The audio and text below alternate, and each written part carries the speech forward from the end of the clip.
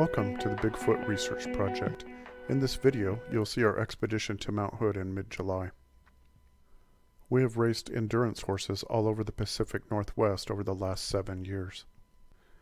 Before and during race season, we go on training rides that average anywhere from 10 miles to 20 miles out and back. A majority of our races are in the deep forest, and so we train in the Coast Range and also in the Cascades. About 7 years ago, we started to have encounters, and as the encounters started to get more frequent, we eventually started having sightings. And due to the amount of activity we were having, we decided that we should share our data with other researchers. And so in 2019, after having a multiple sighting, we started this channel. Over the last couple of years since our first posting, we've been contacted by all kinds of enthusiasts and researchers. Some of the researchers are local to this area and are showing a great interest in how we go about looking for Bigfoot. In particular, they're interested in the way the horses seem to attract the Squatch and the methods that we use while riding to attract them in. We're not really doing anything special. We're just training our endurance horse, out having fun, while being very aware of our surroundings. After having so much activity up in the Mount Hood area, we decided that we would have a July expedition this year.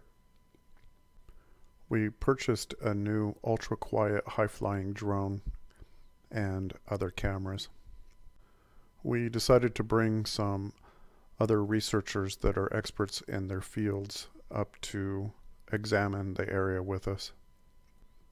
We've had many researchers contact us because of our YouTube videos, but only wanted to take some that we could trust.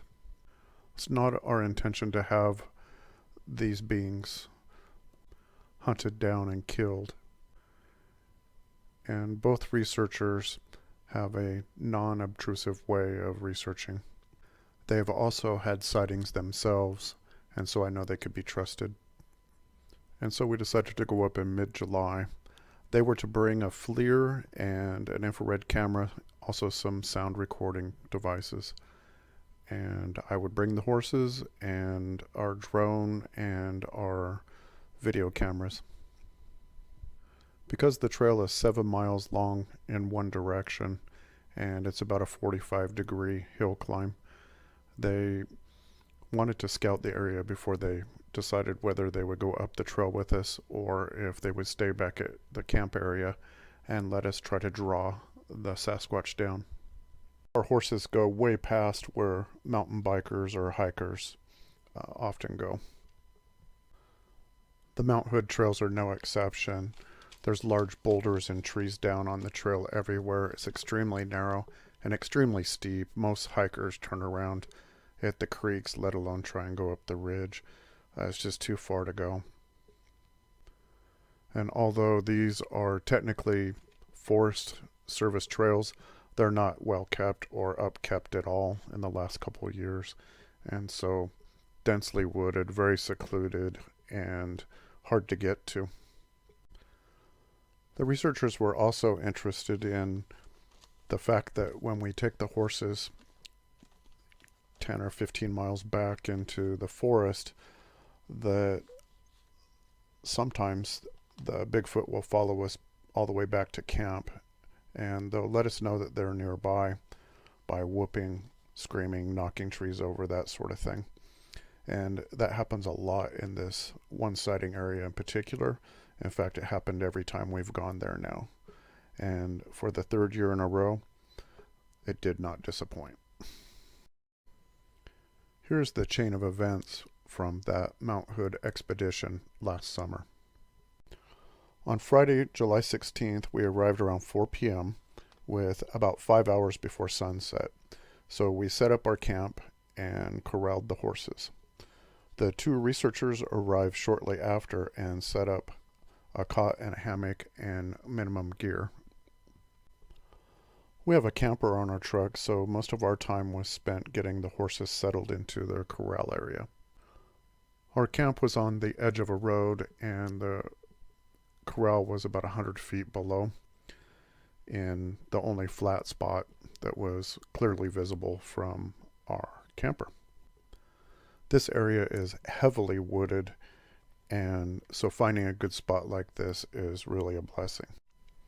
I found one of the researchers to be a pretty brave man when he set his cot up another 75 feet beyond the corral, deeper into the forest. He said he wanted to be closer to the activity. He got his wish. We had our horse camp all set up and ready for after dark with all of our equipment out and ready. Then we discussed what our plans should be for the evening. The first thing that we decided to do is barbecue up some steaks and other food, sending a delicious smoky aroma throughout the canyon while playing music and laughing and having a good time. This is what we've done the last couple times we were there, and then we would have activity that night. The next step would be that my girlfriend and I would trail ride up what we now call Skookum Ridge and back, attracting attention on the way up and down off the ridge. Due to the 3 water crossings and 7-mile steep narrow trail with rock slides, large rocks, and trees across the trail, the researchers opted to search around the camp for signs and to wait and see if we could attract any squatch back to camp. We've never taken anybody up in this area before and decided that just having the 2 of us go up and come back down would work best because it had worked the last 2 years in a row. Friday, July 16th, 8 p.m. About an hour and a half or so before sunset, we started our ride to and up the Skookum Ridge. You can see this ride on our July 16th, 2021 video that we made last summer. Here's what happened on that ride. The first mile or two was very quiet with a few birds chirping, but nothing else making much noise. We warmed the horse up and brought it up to a trot after 3 water crossings at the base of the hill, which is a couple miles in. At that point, we started the 6-mile ridge climb. The ridge trail is not much wider than most deer trails and has steep drop-offs on one side and steep hillsides on the other. With all the down trees and rock slides, it's quite the endeavor. With the horse at a trot at about mile 4 on the climb, rock bounced down the hill and landed by my back rim as I was rolling up the ridge, in behind the horse. Still at a trot, we continued up the ridge, and a second rock came a minute later from the downhill side and hit the brush next to me. I, of course, let my girlfriend know the moment these happened so she would be aware of it too. We continued up the ridge with Marcus in front. It was dead silent other than us talking, laughing, and making calls, while our 1,000-pound horse stomped up the hill, which could probably be heard a half-mile away. This ridge is so steep that it has miles of switchbacks. It's just switchback after switchback. 2 years ago, we both had a sighting of a 9 to 10 foot tall Sasquatch at the bottom of this ridge. Before that, at the top of this ridge, I heard chatter for about a half-mile paralleling me down in the trees. At this 4-mile mark that we were currently at, I had heard stomping behind me, and moments before that, my girlfriend had heard whoops and had a couple sightings right on this part of the trail. All of that day's activity is documented in our July of 2019 video. At this point, we definitely feel like we're being watched. We've just had some rocks thrown when we were further down the hillside. and it's pre-sunset. The sun had just gone behind the ridge next to us, and so there would only be light for about a half hour to 45 minutes longer.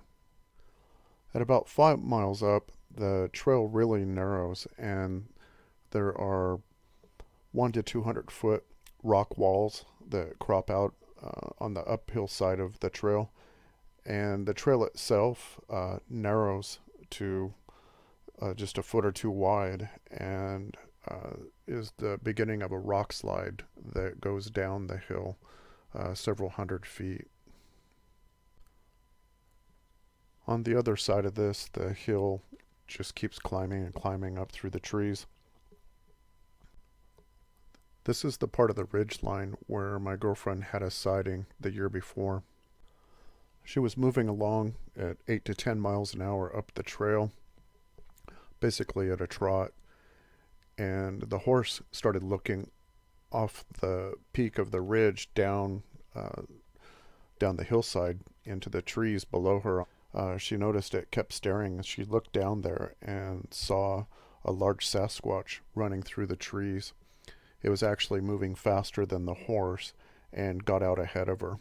She said that it looked like it was about 8 to 9 feet tall, that it was about 100 feet away or less, and that it was taking really long strides and stepping over rocks and logs with no problem.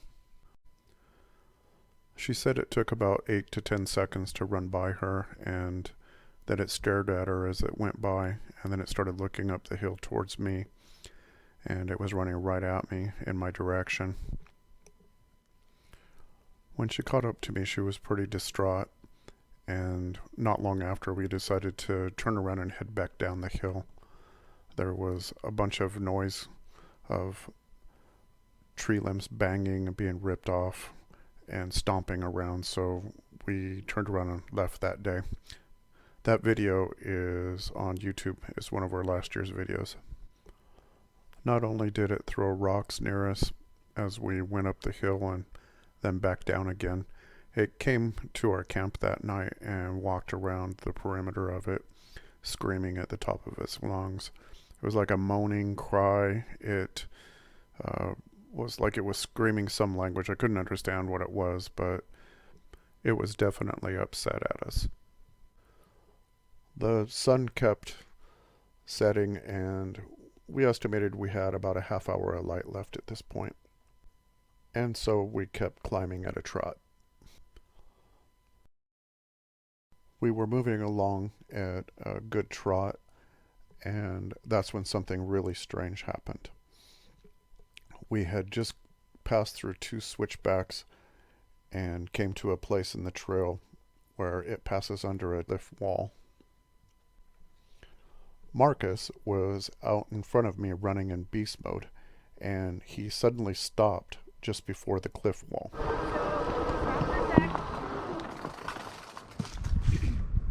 He doesn't want to go any further. Okay. There's something that is alerting him. Okay. Let me come down to that corner, and I'm just going to walk ahead of him a little bit. Okay. And we'll turn around at this point because there's no sense stirring him up. And I don't want it to be, a problem for you. Coming to the corner. Okay.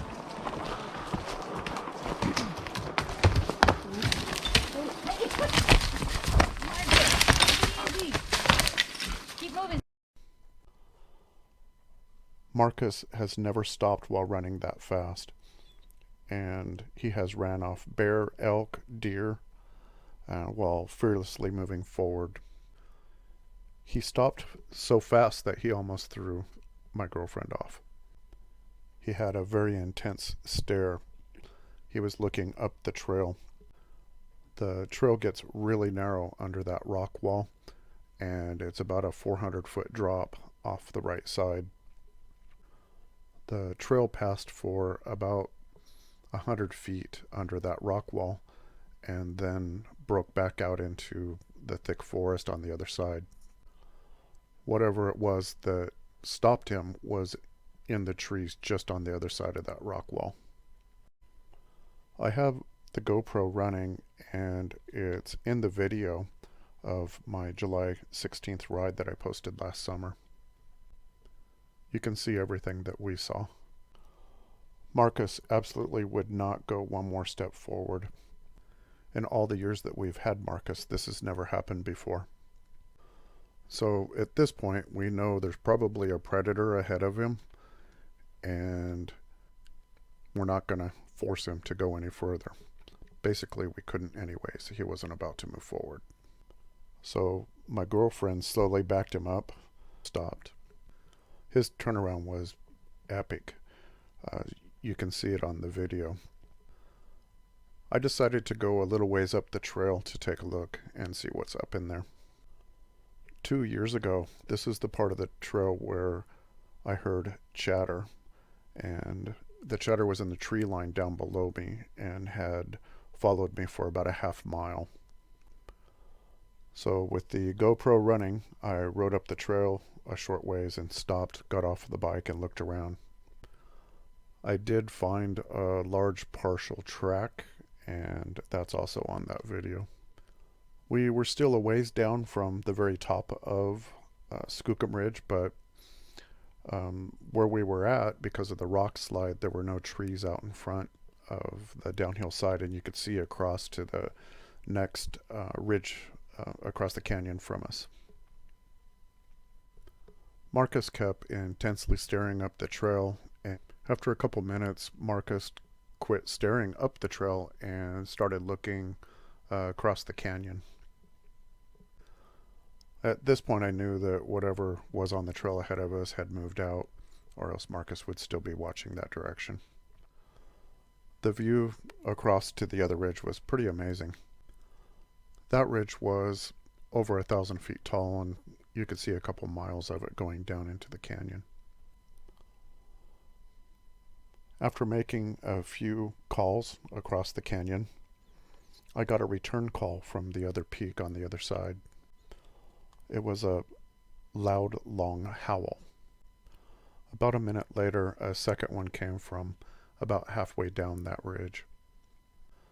At that point, we decided that we should go back because light was fading, and we had 5 to 6 miles of downhill, narrow trail with lots of switchbacks to navigate, and a mile or two of rolling hills to get back to camp. We had looked around briefly for any tracks of predators of any kind and then started our descent.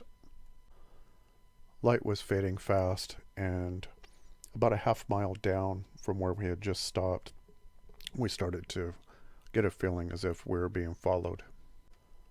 And moments later, something or someone was throwing rocks at the horses that passed by. The small rocks were coming from the uphill side, and they would crash through the brush and land next to the horse's feet while it was at a trot. After 2 or 3 of these, my girlfriend brought it to my attention that this was happening, and so I closed the gap between us so I could get it on GoPro, which I did, and you can see it on the July 16th, 2021 film. After about another half mile, the rock throwing stopped, and we still both had a feeling like something was following us. And so I would turn the GoPro around to video whatever might be behind us as we descended the hillside. Having rocks thrown nearby while you're moving that fast actually gives you a pretty uneasy feeling, and especially when we had miles to go to get to the bottom of the ridge. It was getting darker and darker and harder to see as we crossed the 3 creeks. In a couple places I couldn't quite see where I was crossing and slipped and fell into the creek. I would quickly pop back up and keep moving, and it did make my girlfriend smile a few times.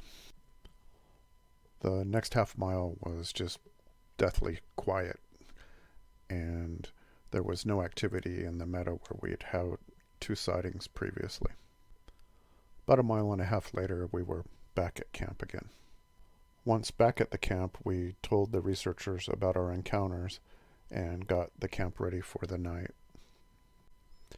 We had a strong feeling that, like the 2 prior years, our ride up that hillside attracted him into camp that night, and that we would have activity. Friday, July 16th, about 10 p.m. It was now completely dark, and we had minimum lights on, as always, quietly chatting about our plans for the night and the events of the day. We decided that I would stay near the camper with my border collie. She watches over the camp and the horses and protects us all. I also set my motion lights up around the horses to keep them safe from predators. The plan for Researcher 1 is that he would go down into the trees beyond the corral and set up a sound recorder. Later that night, he would take a walk in the dark and walk around camp and any logging roads that are close by, listening for any activity. He had also brought along an infrared camera, and so would be watching the horses throughout the night, seeing if they are disturbed by any predators or any activity going on. Researcher 2 brought a FLIR, and he would rest off and on during the night and check out any night sounds and video anything that he came across. He would keep a really close eye on the horses to watch them and see if they're looking off in any one direction, because once they start staring in a direction, it's because they hear something. If they look particularly disturbed by something, he would go search it out and try to find out what it is that they're staring at. Friday 16th, after midnight events. Researcher 1 was resting on his hammock and off and on would check his equipment and fell asleep around 1 to 2 p.m.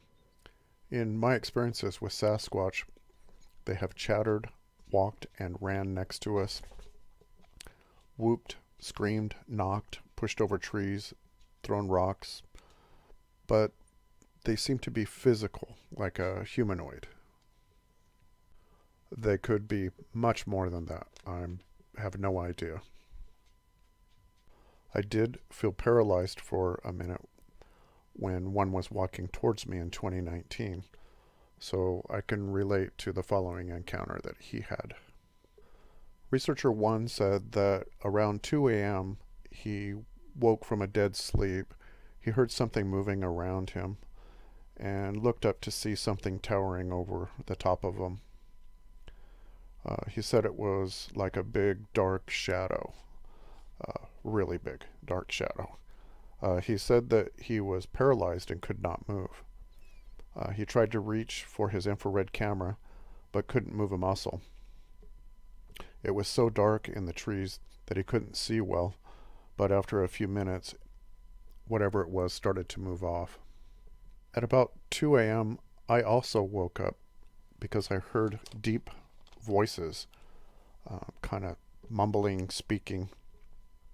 And so I woke up my girlfriend, and she could hear them too. At this point, one of the motion lights by the horses had turned on.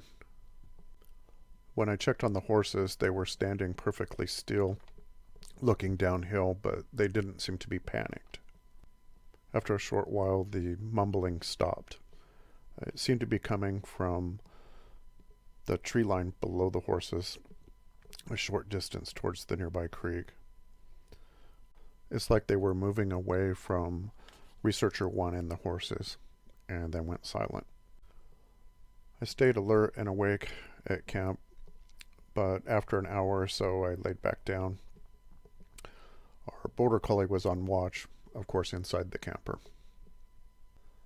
She's really fine-tuned to hear anything moving around outside and quickly alerts us if there's anything close by. Researcher 2 said that around 2 a.m. he was resting in his hammock and rolled out and walked towards Researcher 1 when he heard voices talking nearby Researcher 1. Like me, the voices that he heard were very deep, but he couldn't make out the language. He had turned on his FLIR the moment he left his hammock. He arrived near Researcher 1 who was lying there motionless. He didn't look real close to see if he was awake or not, and continued following the voices down the hill. He said the voices kept moving away from him and stayed at a distance. The voices were moving through the trees over really rough terrain with boulders, rocks, down trees, all kinds of debris, and pitch black. Yet they managed to stay so far out ahead of him that all he could see were warm spots here and there and trees, but couldn't quite catch up to them. He followed him quite a ways down towards the creek just on the east side of camp. He said that after a few minutes it just went completely silent. He said that every once in a while he could hear movement, and then it went completely silent. I never got access to the video, but Researcher 2 says that he didn't get them on FLIR because apparently the talkers kept enough brush, rocks, trees, and other stuff in the way that he just couldn't pick them up on the video camera. Once the talkers had walked off, even my dog stayed quiet, the horses calmed down, and everybody went back to sleep for the night. The next day, July 17th, 2021. We woke up to Researcher 2 gone, truck, everything gone. The only thing that was left was his hammock for some reason. And Researcher was about halfway through packing and was about to leave as well.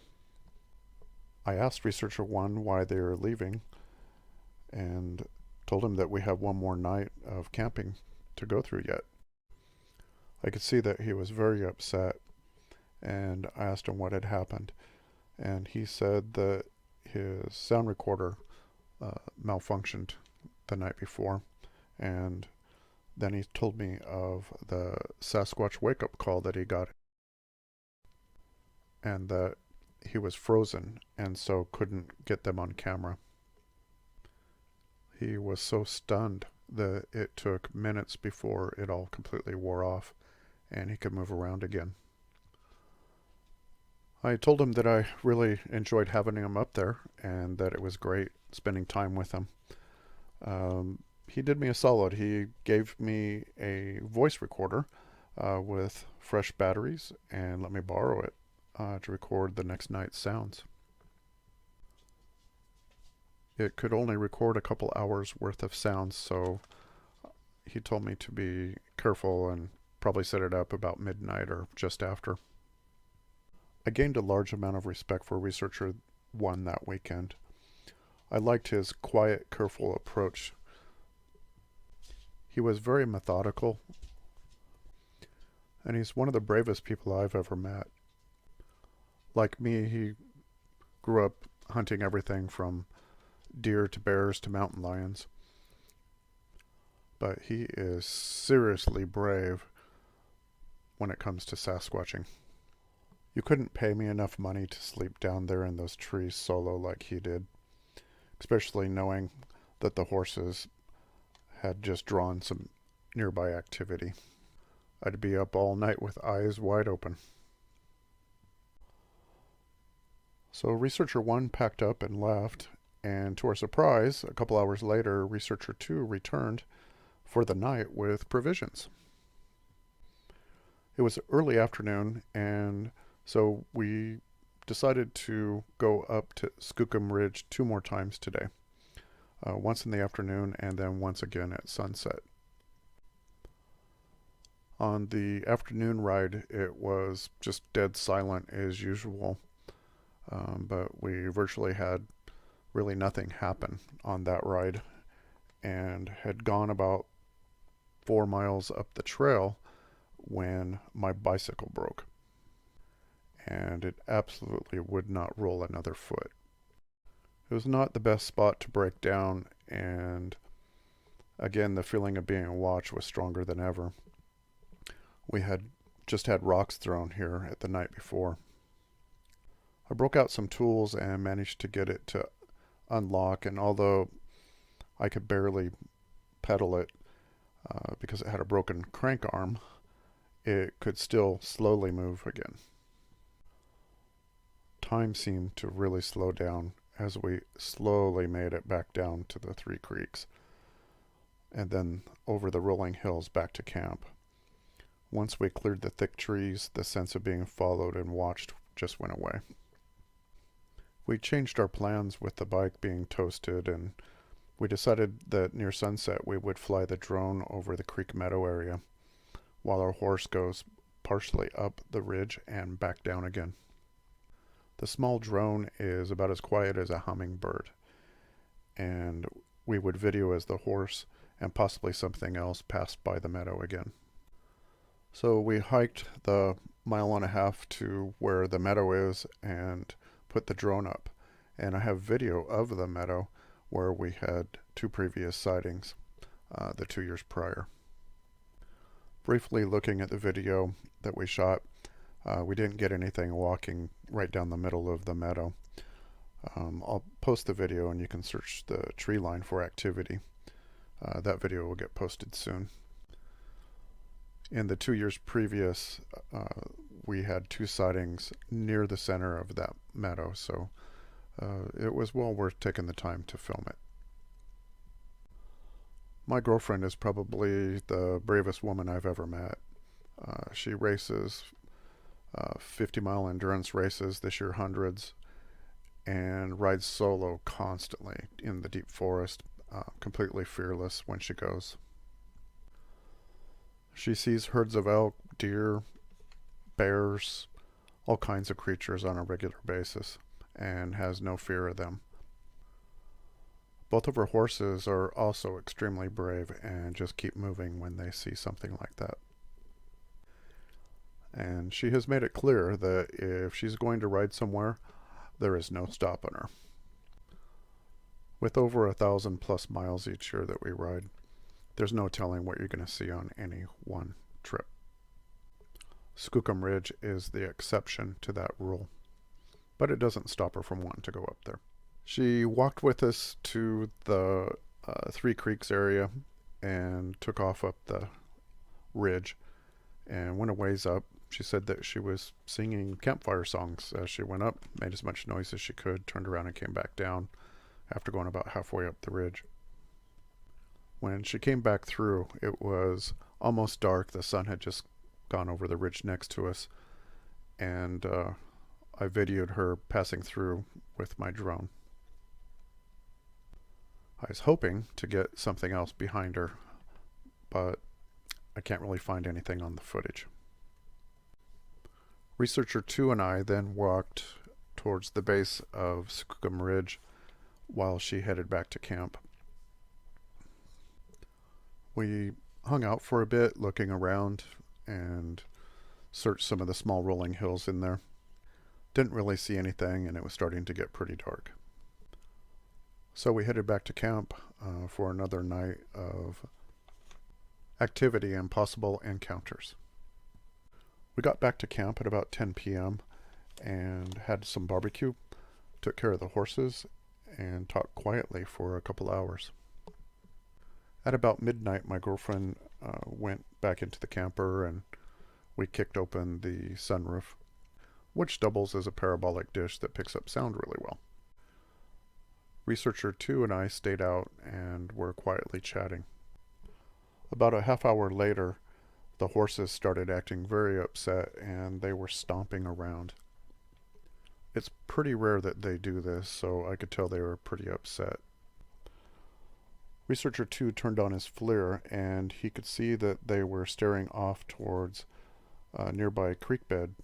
It was a dry bed that was to the south of us. Just a few moments later, my border collie starts a really low growl. I got the collie as a pup, and in the 2 years that I've owned her, she has never growled before. She only barks, and she barks at strangers and deer. So growling was really strange to me. I had her on an 80-foot run line that started at the camper and ended near the start of the dry creek bed. With the FLIR on, we could see that both the horses and the dog were staring at the exact same spot. Just above the creek bed on the other side was a large pile of rock. I'd never seen my dog act this way before, She was in a crouch, and she started growling louder and louder and was slowly walking towards the Dry Creek bed. She's an extremely smart dog and always obeys every command that I give her. But in this moment, I couldn't call her back, and she wouldn't stop walking towards whatever she was hearing or seeing. It was so dark I started to lose sight of her, although I could hear her growling getting louder and louder. Out of fear that a mountain lion might attack my dog, I grabbed a .357 and walked towards the creek. In my pocket, I had an extremely bright flashlight, but I kept it off. Our camper's lights were pretty dim, but they lit up the tree line. And so I was hoping the FLIR might pick up whatever it is that's moving around out there. After a minute or two of stumbling through the large rocks, I reached my dog, who was now in a loud growling frenzy. I held her and patted her, and I could not get her to quiet down. She was staring at the top of a pile of rocks just on the other side of the Dry Creek bed, up near the tree line. In a low voice, I asked if anything was on FLIR, and Researcher 2 said that he could see hot spots but no predators in view. I leashed my dog and disconnected her from the run for the walk back. She was froze, growling and snarling at whatever was at the top of that ridge, and she would not move. At that point, I told Researcher 2 to turn his FLIR off. I'm going to light up that whole hillside with my bright flashlight. Most people have a 200 or 300 lumen flashlight. The one I brought is a 4,000 lumen. And so when I turned it on, it lit up the entire hillside. At that point, I should have seen something, because both the horses and the dog were still staring at the exact same rock pile. But there was no eye shine from a cougar or otherwise. After a couple minutes, my dog finally stopped growling and slowly looked away and back at me. The horses were still a little bit antsy and kept looking off behind the rock pile back in the tree line for a while, then finally went back to eating and resting. I asked Researcher 2 if he got all this, and he said yes. And so all of this is captured on FLIR, and so you can see the entire event when he hands that video over to me. I've been trying for 6 months now, and still he doesn't return my calls. So after all that, I turned on the sound recorder, set it down by the horses for the night. In the recording, you can hear the horses eating, moving around, that sort of thing. You can even hear Researcher 2 sleeping off in the distance. But there's also some other sounds in it. Footfalls that are a distance off, and other strange noises. And I will post that sound recording soon so that everyone can listen for themselves. One of the things you'll hear on that video is Researcher 2 waking up and packing up and driving off. I've asked for the FLIR videos multiple times and still have gotten no reply. I hope someday to get copies of them so that I can post them. Last spring we bought a new horse property on the edge of the Tillamook Forest, and we've been working very hard to get it safe and secure for the horses. Along with a lot of home upgrades, I've put up a couple thousand feet of fence to also keep the dogs safe, but it mainly keeps the predators away from the horses and the dogs. On our property we have dozens of deer, bear, coyotes. I've seen big cat tracks.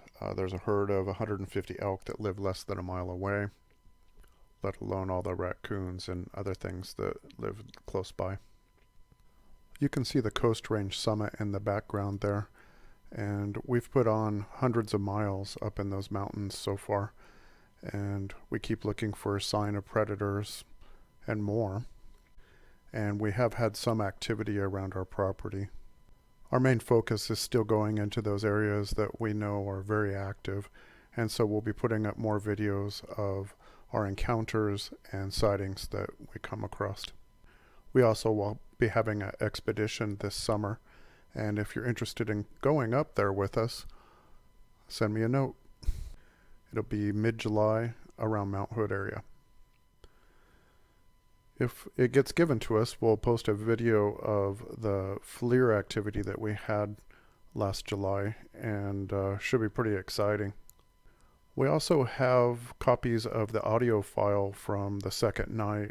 If anybody's interested in those audio files, you can go ahead and contact me. We're also interested in your Bigfoot sightings, so if you'd like to send me an email for any information, or if I can help you out on a project, you can send your email to cascadeadventures@yahoo.com.